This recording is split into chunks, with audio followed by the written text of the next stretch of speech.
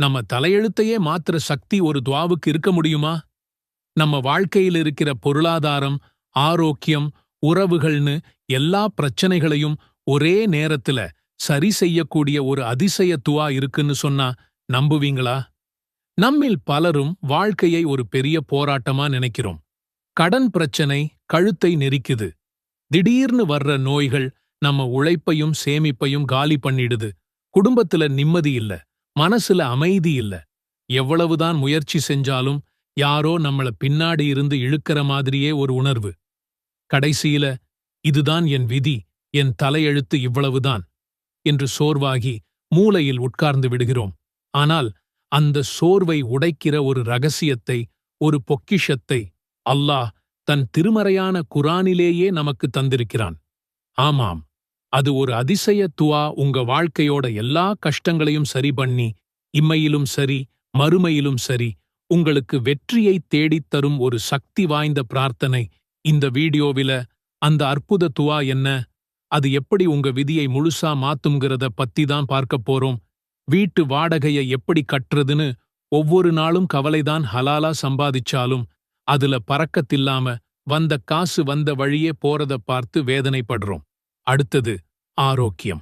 திடீர்னு வர்ற நோய்கள் நம்ம சந்தோஷத்தையும் சேமிப்பையும் மொத்தமா அழிச்சிடுது. ஹாஸ்பிடலுக்கும் வீட்டுக்குமா நடந்து உடம்பு பலத்தையும் மனசு பலத்தையும் இழந்து நிக்கிறோம். ஏன் எனக்கு மட்டும் இப்படி நடக்குது என்ற கேள்வி நம்மள துரத்திக்கிட்டே இருக்கு.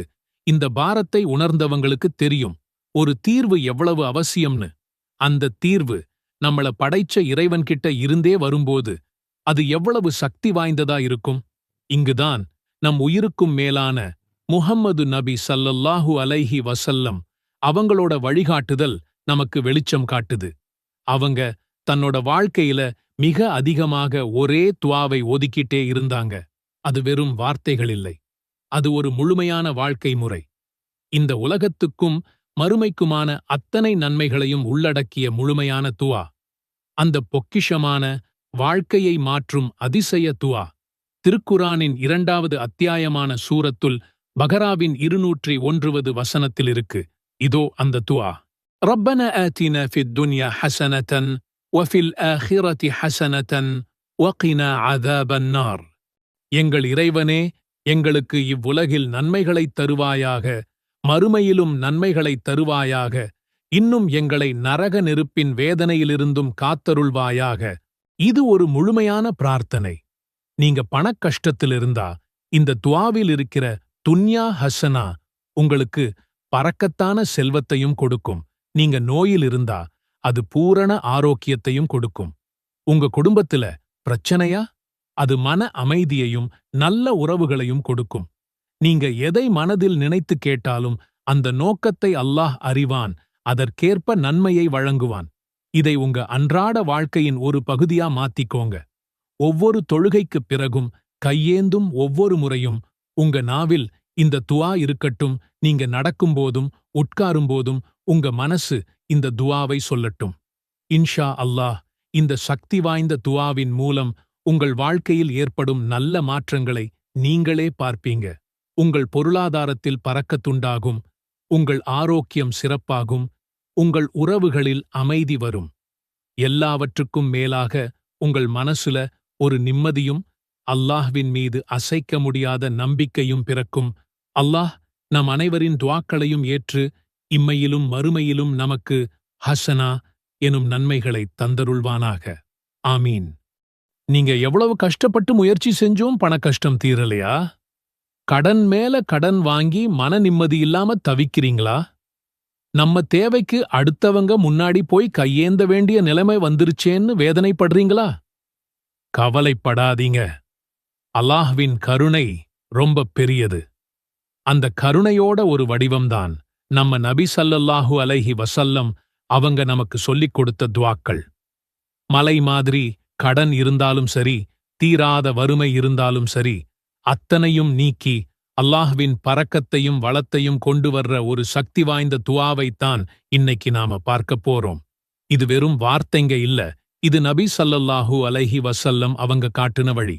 இன்ஷா அல்லாஹ், இந்த துவா உங்க வாழ்க்கையில ஒரு பெரிய மாற்றத்தை கொண்டு வரும். நாம எல்லாருமே நம்ம வாழ்க்கையில ஒரு முறையாவது ஒரு பெரிய கஷ்டத்தை சந்திச்சிருப்போம். அதுதான் பணக்கஷ்டம். நம்மளோட தேவைகளை கூட பூர்த்தி செய்ய முடியாம தவிக்கிறது, அடுத்த வேளை சாப்பாட்டுக்கு என்ன பண்றதுன்னு யோசிக்கிறது, பிள்ளைகளின் படிப்புச் செலவு, திடீர்னு வர்ற மருத்துவச் செலவு, கழுத்தை நெரிக்கிற கடன், இந்த மாதிரி பிரச்சனைகள் நம்ம நிம்மதியையே மொத்தமா குலைச்சு போட்டுடும். நம்ம ராப்பகலா உழைப்போம், ரொம்ப கஷ்டப்படுவோம். ஆனா சில நேரங்கள்ல அந்த பண நெருக்கடியிலிருந்து வெளியே வரவே முடியாத மாதிரி ஒரு உணர்வு வரும். யார்கிட்ட உதவி கேட்கிறது, இந்த பாரத்தை எப்படி இறக்கி வைக்கிறதுன்னு தெரியாம ஒரு விரக்திக்கும் கவலைக்கும் உள்ளாயிடுவோம். இப்படிப்பட்ட நிலைமையில் இருக்கிற ஒவ்வொருத்தருக்கும் ஒரு ஆறுதலான செய்தியை சொல்லத்தான் இந்த வீடியோ. நல்லா புரிஞ்சுக்கோங்க, இந்த உலகமே ஒரு பிரீட்ச கூடம்தான். இங்க செல்வமும் ஒரு சோதனை, வறுமையும் ஒரு சோதனை. செல்வம் வரும்போது நாம எப்படி நடந்துக்கிறோம், கஷ்டம் வரும்போது எவ்வளவு பொறுமையா இருக்கோம்னு அல்லாஹ் சோதிச்சு பார்க்கிறான். ஆனா ஒன்னு மட்டும் நிச்சயம், அல்லாஹ் எந்த சோதனையையும் தாங்க முடியாத அளவுக்கு கொடுக்க மாட்டான். அதுல இருந்து வெளியே வர்றதுக்கான வழியையும் அவனே காட்டுவான். அந்த துஆவுக்குள்ள போறதுக்கு முன்னாடி பணத்தையும் வறுமையையும் பத்தி இஸ்லாம் என்ன சொல்லுதுன்னு நாம சுருக்கமா புரிஞ்சுக்கணும். ஏன்னா சில சமயம் நமக்கு மட்டும் ஏன் இவ்வளவு கஷ்டம் வருது, மத்தவங்க எல்லாம் நல்லா இருக்காங்களே, நாம மட்டும் ஏன் இப்படி இருக்கோம்னு ஷைத்தான் நம்ம மனசுல தேவையில்லாத எண்ணங்களை விதைப்பான். குர்ஆன்ல அல்லாஹ் ரொம்ப தெளிவா சொல்றான், செல்வத்தையும் வறுமையையும் கொடுக்கிறவன் அவன் ஒருத்தன்தான். அவன் நாடியவங்களுக்கு அள்ளிக் கொடுக்கிறான், நாடியவங்களுக்கு குறைச்சும் கொடுக்கிறான். அது அவனோட நாட்டத்தை பொறுத்தது. அதனால ஒருத்தர்கிட்ட நிறைய பணம் இருக்கிறது, அவங்க ரொம்ப நல்லவங்கன்னு அர்த்தம் இல்ல. அதே மாதிரி வறுமையில இருக்கிறது அவங்க மேல அல்லாஹ்வுக்கு கோபம்னு அர்த்தம் கிடையாது. நபிமார்கள் கூட வறுமையினால சோதிக்கப்பட்டிருக்கிறாங்க. நாம முக்கியமா உணர வேண்டிய விஷயம் என்னன்னா, இது ரெண்டுமே சோதனைகள்தான்.